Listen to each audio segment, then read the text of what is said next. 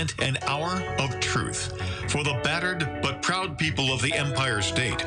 From the financial and entertainment epicenter of New York City to the sleeping and empty small cities and towns of upstate, which once bustled with manufacturing, mining, and farming.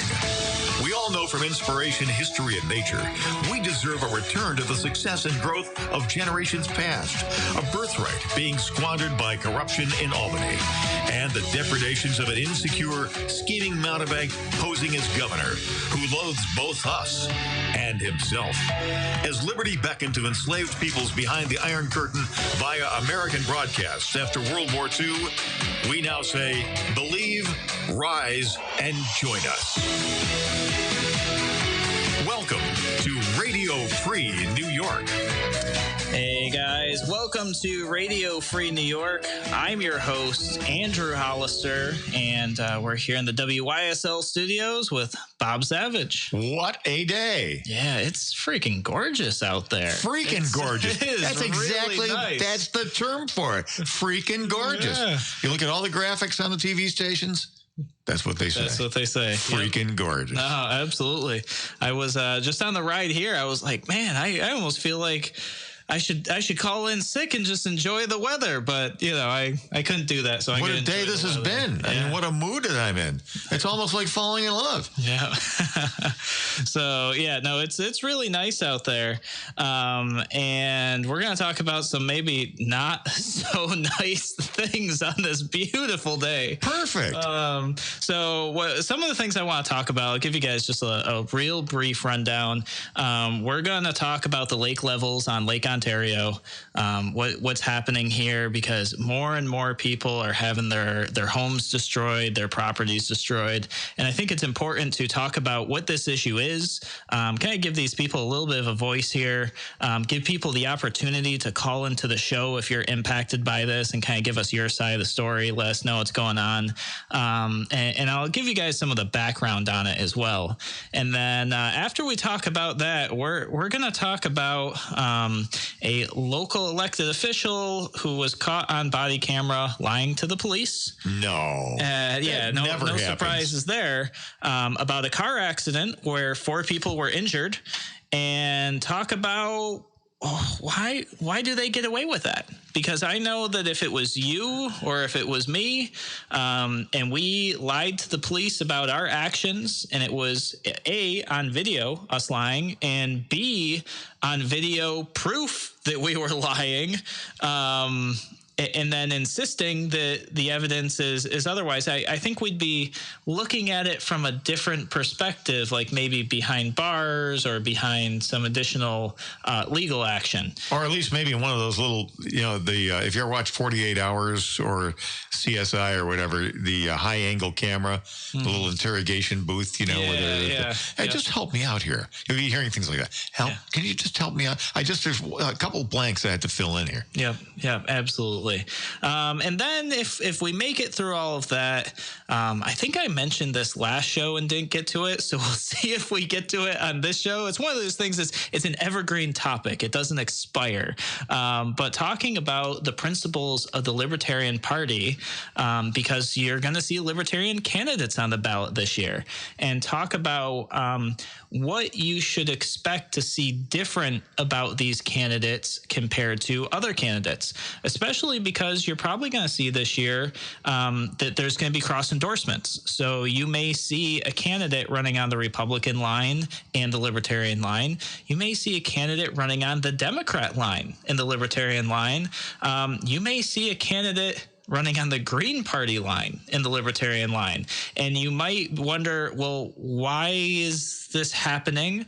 What sets this candidate aside from other things? And so I want to talk with you guys a little bit about kind of like the defining principles of what it kind of makes somebody a libertarian, what gets them an endorsement, or at least what I think they should. It's going to be different area by area. So we'll see if we get to that. But first, why don't I just thank all of you guys for joining us here on the show, those who are listening on the radio, those of you who are joining us here on the live stream.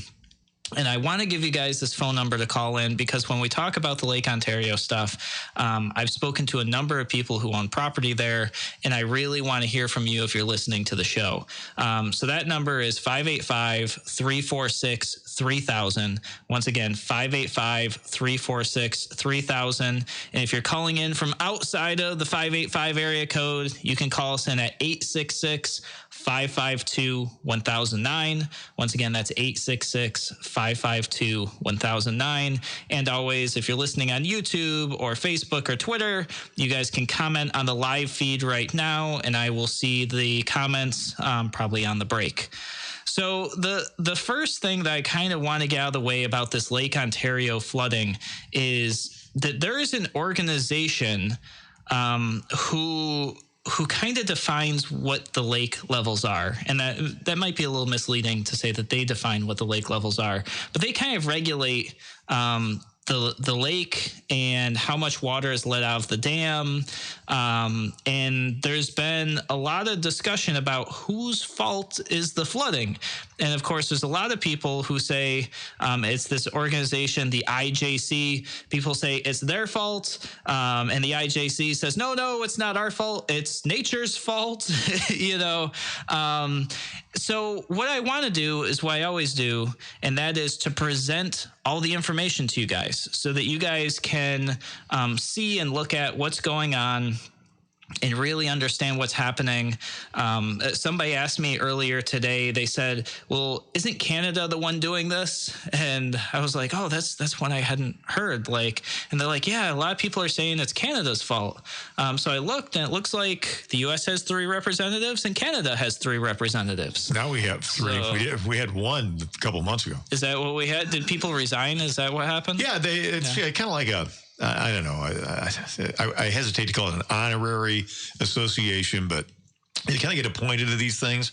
And at the time, they didn't have enough members for a quorum, so they couldn't do any decisions. Couldn't take any action on the lake level. And the Trump administration, in a very expeditious way, got 2 members added so that now at least action can be taken. And immediately they started letting more water out. Yeah. And they have last week or so, they've been letting a lot more water out. Yeah. They're actually, what I was reading this morning as I was going through this is that they are now at this point, I think it was as of yesterday, actually, started letting out the maximum safe level of water, which is because also, so think about this, there's a dam here that's holding all this water in. There's still stuff on the other side of the dam, so it's not 100% as easy as just open up the dam, because there's other properties that could be flooded as well, and some of them already are. So they're letting out currently, as of today on their website, 360,000 cubic feet per second, which sounds enormous to me. I guess I don't know what a cubic foot per second of water looks like, but that sounds like a lot of water moving right now. So, but per second, yeah. So it's pretty interesting. I want to, so I tell you guys about this organization. It's supposed to be 3 representatives from Canada, 3 representatives from the United States. And from my understanding, this organization, the IJC, hasn't really made a change to what they've done with the lake levels since 1956. So we, in 2016, decided to make a change that appears to have been the same for about 60 years. Are their recommendations binding? If they pass a resolution saying, okay, we think that the lake should be dropped by a foot or whatever, just hypothetically, does that have to happen then?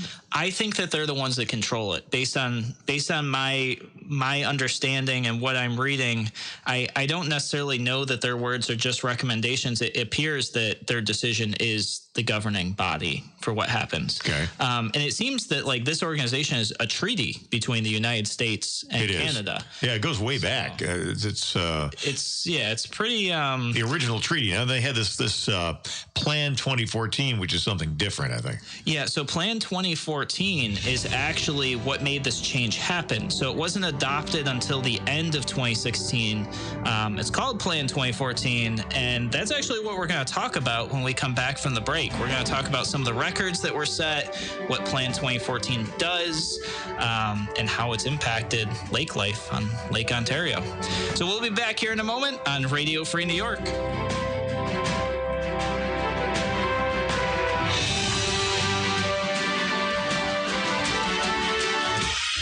Your business relies on computers and technology to operate. Slow, unreliable networks and servers can cause unplanned downtime and affect your bottom line. The experts at Simple Tech Innovations are here to help. Their preventative maintenance program ensures that your computers and network are kept up to date and monitored for any issues, keeping your business running smoothly. They also help clients achieve HIPAA, PCI, and New York State cybersecurity compliance to keep your network safe and secure. Whatever your business IT needs are, Simple Tech Innovation should be your first call. They've won the best in Rochester 8 years in a row and have an A+ Better Business Bureau rating. Call them today for a free consultation at 585-200-3182. That's 585-200-3182. Simple Tech Innovations. A reminder from a Bateman Rowe County. American bikers aim toward education. Distracted driving is dangerous, so pull over and eat. Don't try to read your mail and newspaper, and stay off your cell phone. Make a mental note to be more alert, making it a habit to expect the unexpected. Coming back. Remember to look twice. Save a life. Train yourself to watch for motorcycles which are harder to see. Join a BATE, and your family will be protected with a free $4,000 accident policy. Ride safe. Ride free. Ride often. A BATE. If you ride with us. Google a BATE, Monroe County. You're listening to Radio Free New York on the WYSL stations. All right, welcome back to Radio Free New York. I'm your host, Andrew Hollister. We're talking about the flooding on Lake Ontario. But before we talk about that, I want to tell you guys about our Patreon. Patreon is a way that you can support Radio Free New York, help keep us on the air, and help us expand the show. And you can do that by going to patreon.com/RFNY. If you go there, you can support the show with a monthly donation. Our goal is to take the show to 5 days a week. To do that, I need your guys' support. Help us do that. We might even be collaborating with another radio show that's local, kind of bring a few more people on. We'll have some fun. But to do that, I need your guys' help. So patreon.com/RFNY. If you guys support the show at any level this month, you'll get a cool Radio Free New York t-shirt as well. So please help us out. If you enjoy what we're talking about and you want to hear it, or maybe you don't enjoy what we're talking about, that's fine too. Still keep us on the air. It's fine. So that's a little plug there. The bottom line here is we want money. Send money. Keep us on the air. That's what we want. So what we're talking about the IJC and the changes it made in the end of 2016 that many people are saying are the cause of the flooding on Lake Ontario. Now, there's of course, with anything, there are people saying, no, that's just not the case. And in fact, if you go to the IJC website, they even have like this really fancy 5-minute video that shows you water levels, flows from all the lakes and the rivers that basically says, guys, it's not our fault. That's what it says. It's a video. It's fairly convincing and sciencey, and it may be accurate. Yeah. But riddle me this. I mean, if what they do has no practical effect on the lake level, why do they exist? Well, exactly. So, and if you look at their website under the role of the IJC, it basically says it was actually established in 1909. So they've been around for well over 100 years. And it says that Canada and the United States created the International Joint Commission because they recognize that each country is affected by the other's actions in lake and river systems along the border. The two countries cooperate to manage these waters and protect them for the benefit of today's citizens and future generations. Right. I mean, so I mean, what action can either or both country take that would affect the lakes in other way other than controlling the lake levels? I mean, exactly. Is one country or the other going to dye the water salmon pink? Or something? I think that probably they can take certain action, and it's not specifically spelled out here, but I bet they can do other things like say, hey, you can't dump waste in the lake, or you can, just not so much, you know, like those sort of things. But the thing that we're really looking at, that the people who live on the lakeshore, they're not worried about the toxins right now. They're worried about the fact that their flood or their home is a pool, you know. So a few things before I go into kind of their side of the story versus other people's side of the story.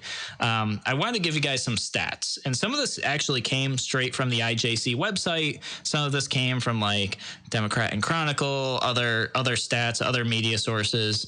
But right now, today, lake levels are 3 feet above the historical record for this time, which is really impressive because the last record was set in 2017, so only about 2 years ago, and that was over 2 feet. So really what we're talking about, if we weren't looking at 2017, we're talking about being over 5 feet above historical records for the last century, basically. So that to me is that's a pretty big deal. 5 feet's no joke. I don't know how long and wide Lake Ontario is, but that's a lot of water. That is a ton of water. So in response, finally, the IJC, they're increasing the outflow of the lake. They're letting out 360,000 cubic feet per second.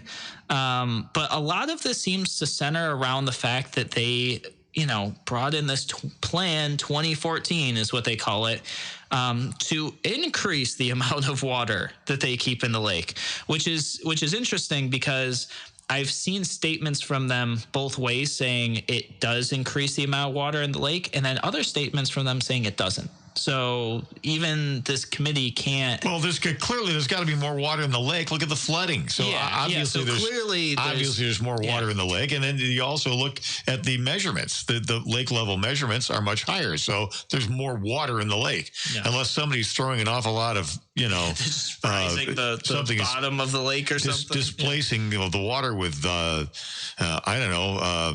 Life-size sculptures of Michael Moore that they're dumping in the middle. Yeah. I mean, that just doesn't make any sense. And by the way, I've also read somewhere, I can't cite you the source right now, but the lakeshore flooding is not unique to Ontario. It's taking place throughout the entire Great Lakes system. Like I know in Chicago, like Lakeshore Drive, and they're constantly fighting this rear guard action where they've got all these pricey homes along the Lake Michigan in Chicago, and they're having flooding too. Yeah. And apparently what we've lived through for the last 100 years is an historic low for lake levels in the Great Lakes system. And now what seems to be happening is because this is like a cyclical thing, like a lot of weather phenomena. Yeah. And now the lakes are just reverting to their historic levels. And in the meantime, we've developed all along these shores and haven't taken heed of historical trends. Sure. Yeah. And so now, it's now we're in trouble. Now we're in trouble. Yeah. So it's interesting. As I started reading through this 2014 plan, I wanted to understand it a little bit, and something kind of jumped out to me. This plan is on ijc.org. If you guys want to check it out, it's readily available. It's right on their homepage, I think. On page 2, there's a paragraph that kind of caught my eye.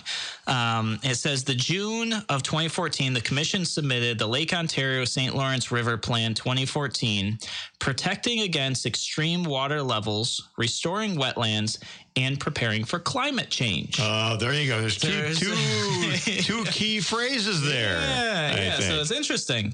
So to the governments of the United States and Canada, in this report, the Commission sought the concurrence of governments in Canada and the United States on revising the 1956 order to consider ecosystem health with respect to all other interests and uses of Lake Ontario and St. Lawrence River system. So that caught my eye. A few things in here. One is, okay, so we haven't changed anything since 1956. And now the change is being pushed by, extreme water levels, which we have today. It doesn't seem to have fixed that. Restoring wetlands, which, okay, but now we're destroying private property. And then climate change, which is highly controversial and is split very divisively all across not just the United States, but I think the world at this point. So now we've taken a system that's meant to manage waterways, and we're politicizing it. At least that's how this feels. That's how this feels. And to kind of go along with that, they have this 2014 fact sheet also on their website, and they say right here in their fact sheet under recreational boating on Lake Ontario and Upper St. Lawrence River, Plan 2014 would result in higher autumn levels in 2 out of 3 and lower summer water levels in some years. The net effect is a small negative impact, largely because there are more boaters in the summer than in the fall. Plan 2014 makes a small improvement for recreational boating in the lower St. Lawrence River. So it's interesting to me because we're talking about making recreational boating better. I think that's what they mean by this. But once again, at the impact of people losing their homes. So that doesn't make sense, because when you raise the water levels, believe it or not, that negatively impacts boating. It's not. Look, I'm not sure why that's their statement. That's just happens to be what their statement is. I know. Listen, I understand you didn't write it, but I mean, it doesn't make any sense, because if you're first of all, think about the average pleasure boat. A pleasure boat has no draft. I mean, it draws what, 18 inches maybe. Possibly, maybe a couple of feet. You don't need tons of deep water. I mean, for Great Lakes freighters hauling ore, you need to have those things draw. I don't know, what, 25 feet or something. Pleasure boats don't. There's no draft there. And in point of fact, when the water's high, they impose speed limits. And yes, I've seen those all over 390 and stuff. If you ever go, in a pleasure boat at 5 miles an hour, that's not fun. No, it takes you forever to get anywhere, and you're just kind of like chug along, and it's boring, and it's just not a good thing. Yeah.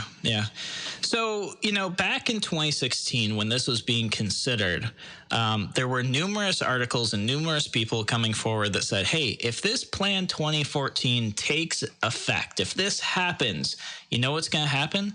We're going to have a lot of flooding. And Gordon Walker, who is the chair of the IJC, said, this is Thursday, December 7th, 2016, that Plan 2014 only tolerates peak water levels that are 2.4 inches higher than under the old plan. When that level exceeds that point, emergency rules kick in that require operators to release as much water as possible from the lake. So this is their statement. This is like, don't worry, citizens, we've got this under control.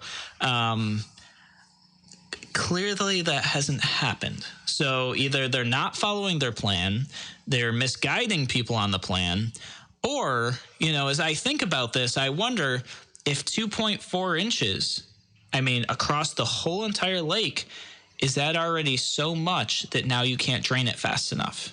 And now what you're receiving in is more than you can put out. Well, that's another key to the whole thing. My understanding about the way that you regulate lake levels is that you do it months out. Mm-hmm. So, if you're concerned about what the peak water level is going to be in the spring of 2019, you start making adjustments for that over the winter. Yeah. Because it's not, this is not a wash basin, ladies and gentlemen. It takes a while to get the water out of the lake, because otherwise, as you've pointed out earlier, you're going to cause downstream flooding. Yeah. Yeah. And it's interesting because their website actually has an animation that shows what happens when you try to drain too much and you have ice on the water, and it all stacks up and it clogs, and then you can't drain it at all. So I don't know if even that 2.4 inches caused this issue or not, but there's a lot of questions here. There are. And there's a lot of people who are paying a ton of property tax who their house probably isn't worth what it used to be. So we're going to talk about that when we come back. We're going to talk about the tax implications of this and what this might do to towns and villages all along the lake when we come back here on Radio Free New York.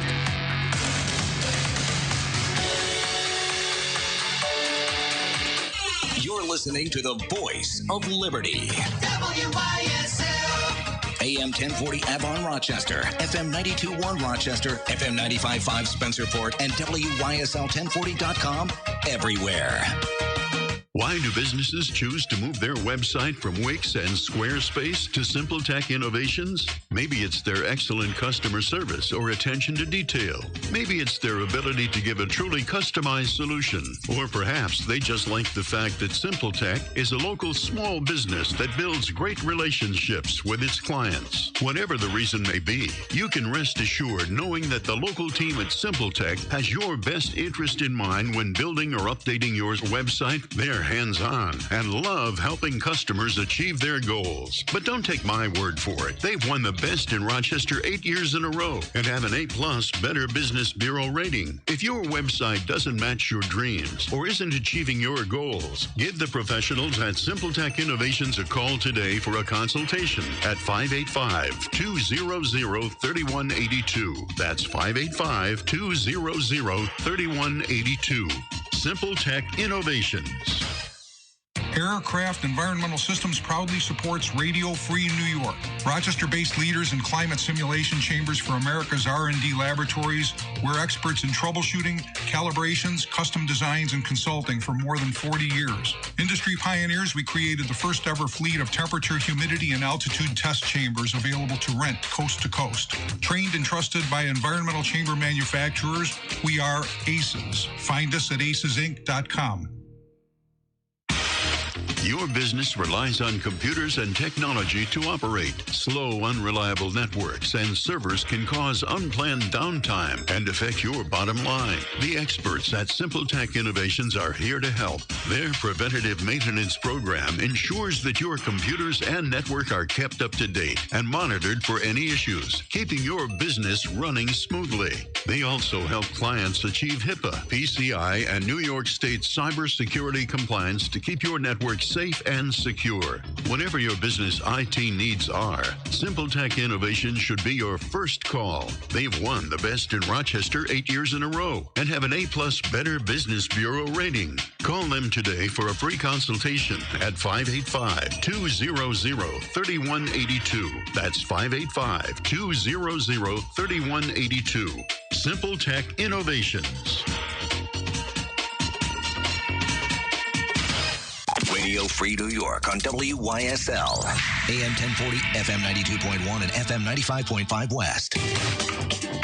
All right, welcome back to Radio Free New York. For those of you who are just now tuning in, we are talking about the water levels on Lake Ontario, on the shore, the homes being damaged, the whole everything, kind of giving people a little bit of background on what the IJC is, what Plan 2014 is, how that may have impacted life on the lake, basically, and people's private property, people's personal property. So kind of giving you guys all of that information. I come to, what does this mean to you? Because a lot of you probably don't live on the lakeshore. Many of you might, but there's also many of you that don't. Well, Cuomo has come out in his infinite wisdom and said that people who live on the lake, you should expect this as your new norm. So it's not going to change. That's helpful. It's just going to maintain status quo. That's just great. So we're just going to stand by and let people's property be destroyed. That's good. That's what it sounds like. Sounds like there is not going to be any type of change. It's certainly not by New York State's, ability or influence. Can I just say I hate that phrase, the new normal? I mean, how many times have politicians told us, "Oh yeah, 7 to 10% unemployment. That's the new normal." Yeah. Well, that was a lie because right now it's 3.6%. Mm-hmm. Yeah. Gas prices $5 a gallon. That's the new normal. Mm-hmm. You guys will have to suck it up. Yeah. Yeah. Great. Thanks for the leadership. Yeah, and that's just showing, like you said, lack of leadership, lack of willingness to push forward, lack of willingness to try to make a change, and just really accepting defeat or status quo. That's what I get. The subtext is, you people are stupid. I can say anything to you. Sure. You'll just go, people want to be BS'd. So here, let me oblige you. Mm-hmm. Yeah. So Cuomo's saying, if you live on the lake, you should expect this as the new normal. And I've seen people on social media say, hey, yeah, people shouldn't be building on the lake. They should know better, this and that. And, I would say some of these houses have been here for 50 plus years. 100 years. So it's not like somebody just popped up a new home here and knew it was flooding in 2017 and it just got washed away. Yeah. And what are these people actually proposing? Okay, so what we do is people should just abandon their lakeshore properties and let the lake take those properties. And so we trash untold hundreds of millions of dollars worth of real estate value. That's just stupid. Yeah. And so that's actually the point that I think a lot of people aren't talking about. People aren't talking about the impact this is going to have on the tax base in the next 5 years or so. So let's look at lakeshore property, right? It's all along New York State, upstate New York, parts of Western New York, parts of Central New York, parts of North Country. There's lakefront property all through here. And that property attracts some of the absolute highest property values, if you kind of ignore downstate, because that's a different story. But in terms of upstate, you're looking at these are the properties with the highest property values and the properties that pay the highest taxes. So what happens when somewhere like, let's just say Hamlin, right? I'll pick on Hamlin today. I'm not sure what percentage of Hamlin's property tax comes from lakeshore property, if any. I'm not sure if it totally goes to the lake or not, but maybe somewhere like Sodus or something like that. We've got towns and villages that depend on that property tax to carry out unfunded mandates from Albany, first and foremost, and then whatever scraps are left over, they try to run local government off of. So let's say 40% of your tax revenue comes from lakeshore properties. Well, first thing is, lakeshore communities are already talking about protesting and not paying their property tax. And I had somebody who I met with, Wednesday night, who has lakeshore property, and he said, me and all my neighbors, we're starting protesting next week, and a part of our protest is we are not paying our property tax until this gets resolved.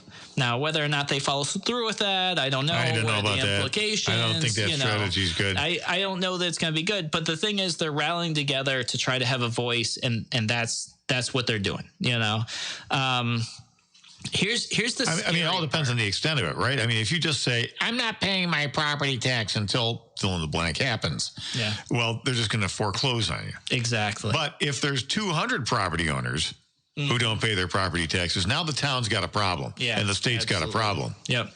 So here's the things I see happening if this continues over the next 4 or 5 years. 1 or 2 or 3 of these things will happen. One is people won't be able to insure their property anymore. The insurance companies are going to say, every year we lose X amount of millions of dollars rebuilding your property. We're just not going to insure you. And the few insurance companies that will insure for prices that people can't afford. That's just the reality. That's what's going to happen. People are going to want to leave, but they won't be able to sell their property. So you're paying $30,000, $40,000 a year in property tax. Nobody's going to pick up that tab because they don't want a home on the lake that floods every year that they can't insure. And they're not going to pay $10,000, $20,000, $30,000, $40,000 a year in taxes for that. So what happens is these homes will either go into foreclosure, maybe they'll get swept away, who knows. In addition to that, if reassessments happen, property values are probably going to start plummeting. I can't imagine that you could assess a house that floods every year and that's been washed away at $250,000, $500,000, $4 million bucks. I don't think you're going to be able to do that. Yeah, another brilliant Cuomo suggestion was, we need to build higher walls. Higher walls to keep the water out. Oh, thank you, Andrew. Yeah. That's great. Yeah, the water's going to That never occurred to anybody. Yeah. So I see these things happening. The thing that I don't think people are talking about with all this happening is what happens when those towns and villages, when all this comes to fruition, when either property assessments go from $1 million to $20,000, when properties just get foreclosed on and now there's no tax revenue coming in whatsoever. And now you're 40-50% under budget. Now you can't even cover the unfunded mandates in your town or village pushed down by Albany. What happens? All the people who didn't live on lakeshore property, guess who's picking up that tab? Every single one of you. So now your property tax, say it's $2,000, a year. Oh, well, now it's $8,000 a year? You going to stay in Hamlin, or are you going to stay in Sodus if your property tax increases by 2, 3, 4 times? No, it's going to push people out. We're going to have more and more people who can't afford their taxes in New York State. We're going to have to up and leave the state over this. So this implication, although a lot of people look at it as, this is a lakeshore issue.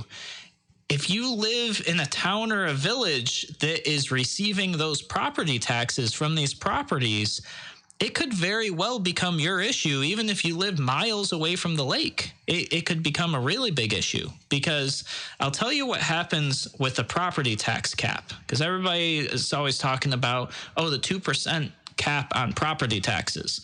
Well, that cap is not on your specific property tax.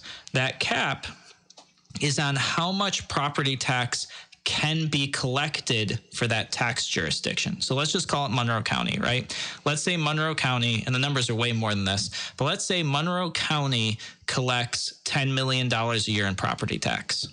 That doesn't mean that they can't raise your assessment and raise your property tax to a higher number, greater than 2%. What that means is they can't collect more than 2% of that $10 million.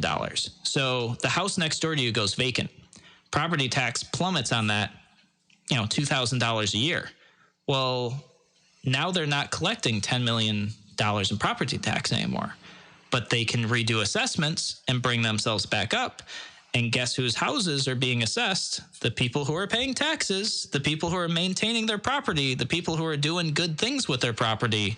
And those are the people who are getting punished as decisions are made that harms people's property and they end up leaving. I think property taxes are the worst taxes. Oh, absolutely.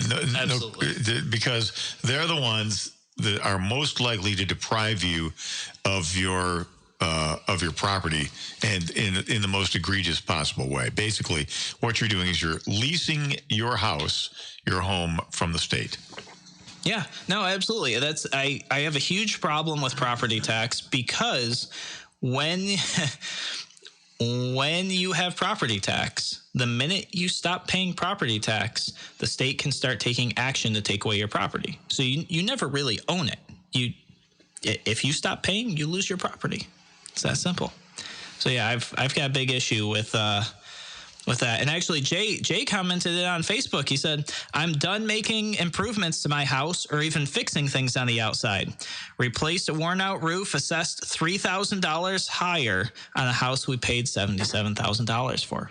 So there you go. And that's why you see retired people, they want to live in a place that's better, but they know that if they improve their living conditions, they won't be able to afford to live there anymore. And then what that turns out to is when they're in a spot where they have to maybe transition to, care in a facility, a nursing home, something like that, they don't even have value in their home anymore to put towards that next stage in their life. Yeah, it's perverse. Yeah, it really is. It's just it's really bad. So, guys, that is it on the lake. Like I said, beautiful day, but not so good things to talk about. When we come back from the break, though, what we are going to talk about, we're going to talk about lying to the police on camera, getting caught, and if you're an elected official, I guess they just look the other way. Or at least that's what's happening here in Rochester. So when we come back here on Radio Free New York, that's what we're going to talk about next.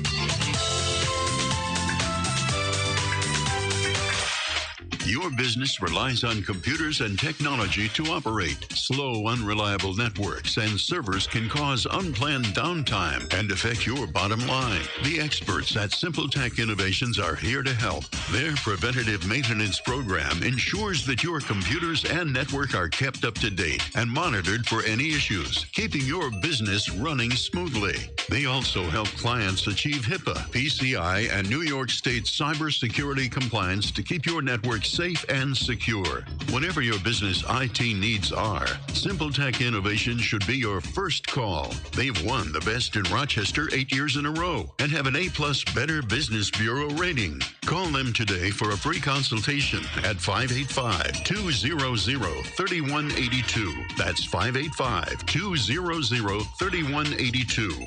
Simple Tech Innovations.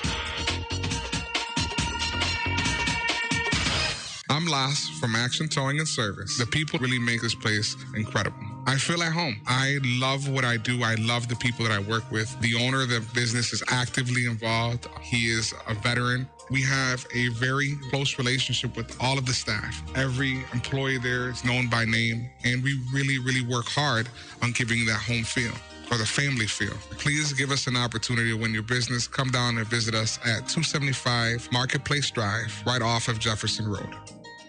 Why do businesses choose to move their website from Wix and Squarespace to Simple Tech Innovations? Maybe it's their excellent customer service or attention to detail. Maybe it's their ability to give a truly customized solution. Or perhaps they just like the fact that Simple Tech is a local small business that builds great relationships with its clients. Whatever the reason may be, you can rest assured knowing that the local team at Simple Tech has your best interest in mind when building or updating your website. They're hands-on and love helping customers achieve their goals. But don't take my word for it. They've won the Best in Rochester 8 years in a row and have an A+ Better Business Bureau rating. If your website doesn't match your dreams or isn't achieving your goals, give the professionals at Simple Tech Innovations a call today for a consultation at 585-200-3182. That's 585-200-3182. Simple Tech Innovations. You're listening to Radio Free New York on the WYSL stations.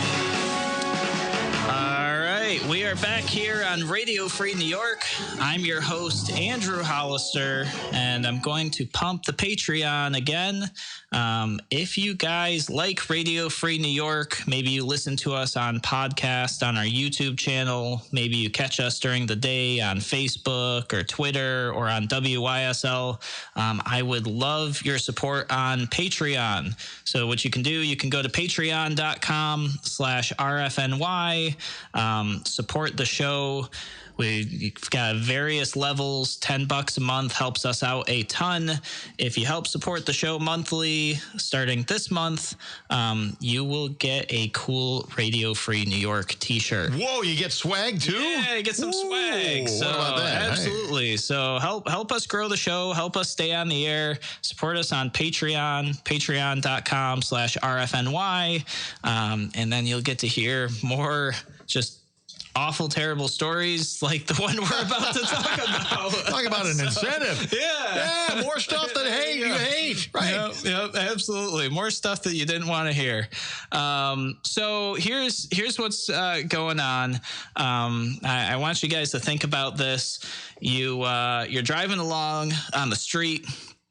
You're not paying attention. Something's distracting you. You run a stop sign.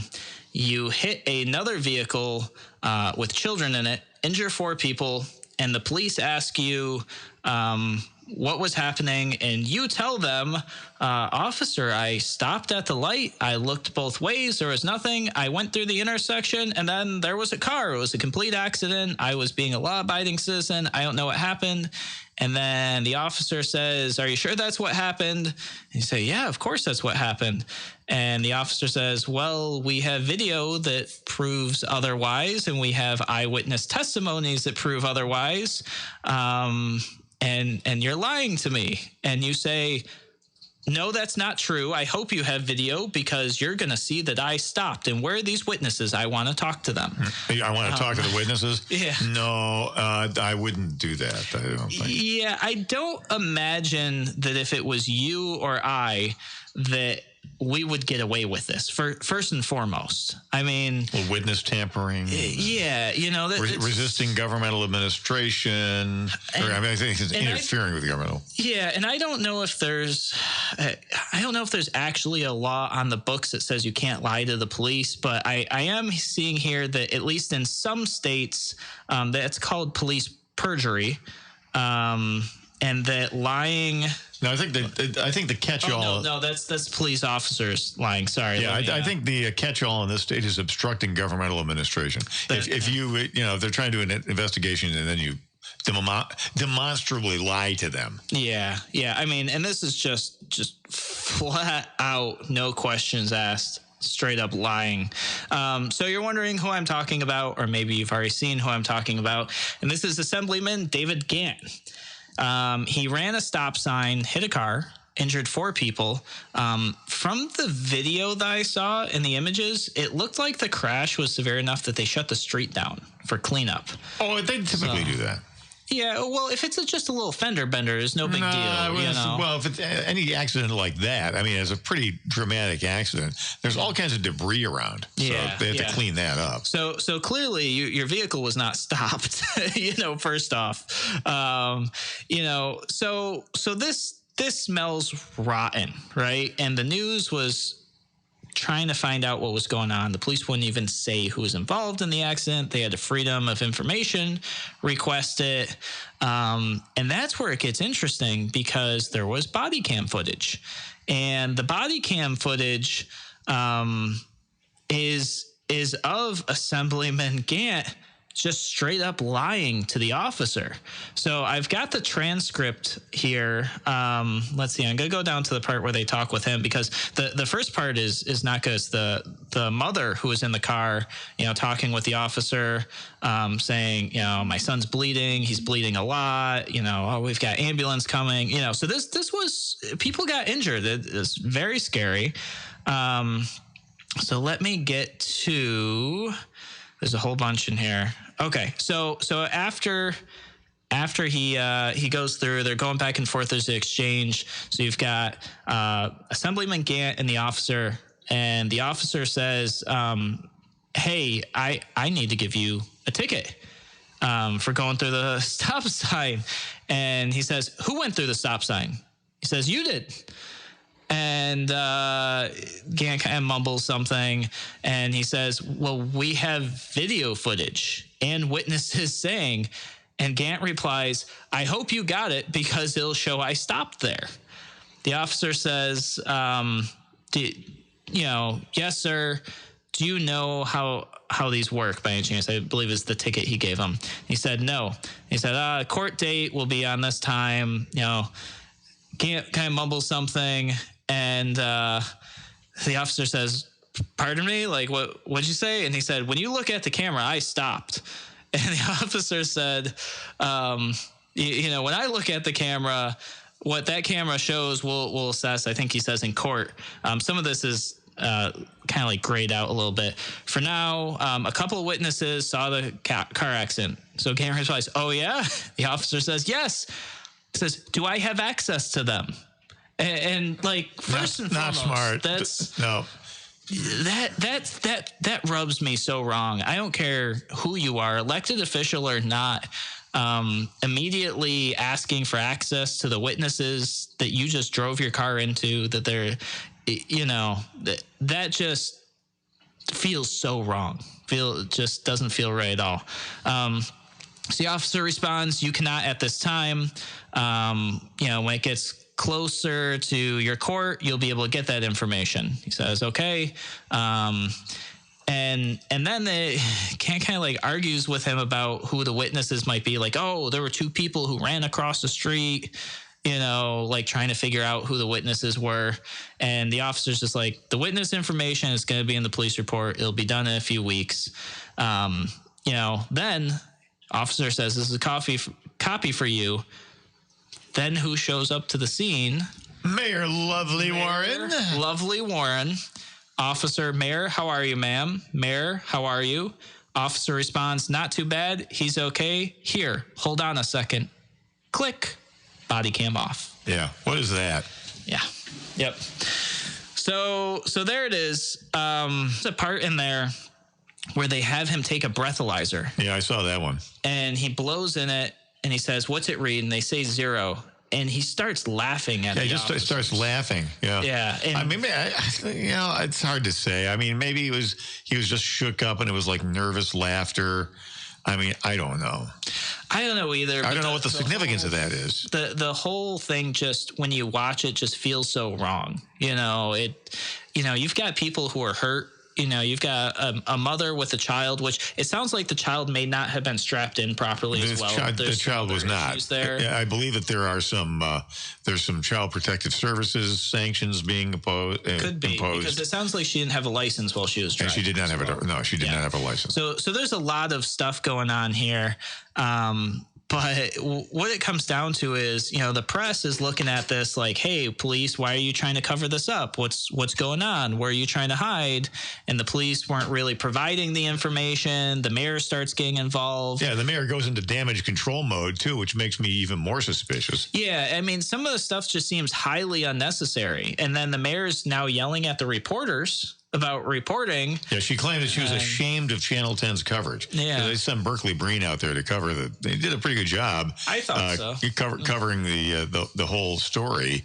And here's the mayor. Now, she just sounded off in January about Jeremy Koppel, the meteorologist that got fired because he misspoke about Martin Luther King. Yep. And now she's jumping into the middle of this. Let the mayor butt out and let the police do their job. And if there's any prosecutions that need to take place, let it happen.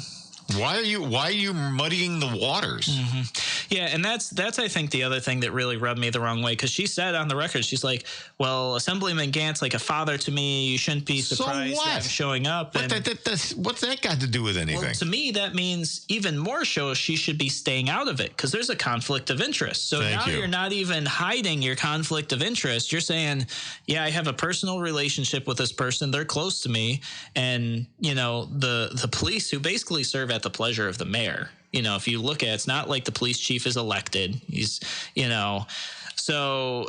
Yeah. What message are you sending to your police? Yeah. I mean, these guys are already, their job is being made as difficult as possible, with this anti-police sentiment that has been promulgated by everybody since President Obama. Not everybody, but you know what I'm saying. Sure. I mean, it's become much more commonplace. Yeah. No, and to be honest, in the city, from my understanding, and I don't feel this way personally, but there are many that say that the relations between RPD and the citizens are extremely stressed already. Extremely stressed. Now, I haven't personally had a bad experience with RPD, but there's a lot of politics going on right now in the city with the police, and basically the mayor getting involved, in my personal opinion, is basically saying, "Hey, I'm already out for you. And by the way, my people are off limits. They're above the law. Like, you want to investigate a car accident that somebody I'm close with is involved in? Hey, that's off limits. I'm here. I'm watching you. Did that officer why did the body cam turn off? That to me right there, is that a policy? When you talk to the mayor, the body cam goes off. Maybe it is. I don't know. But it just all really rubbed me the wrong way. And I feel personally, I really feel that if it was myself in that vehicle and the officer told me that I was lying to him and that he had video footage, a ticket would probably be the least of my worries at that point. So, guys, thank you so much for joining me here on Radio Free New York. I will catch you guys on Monday, and enjoy the weekend. It's going to be awesome. Driving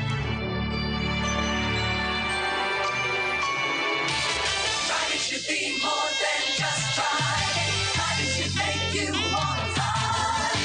34 years in business, over 60,000 vehicles sold. That's right. It's Patrick Buick GMC in Henrietta. Shop us. We'll do better, guaranteed. At Patrick, we sell excitement. Patrick has over 3,000 online reviews with comments like kind, knowledgeable, and easy to talk to.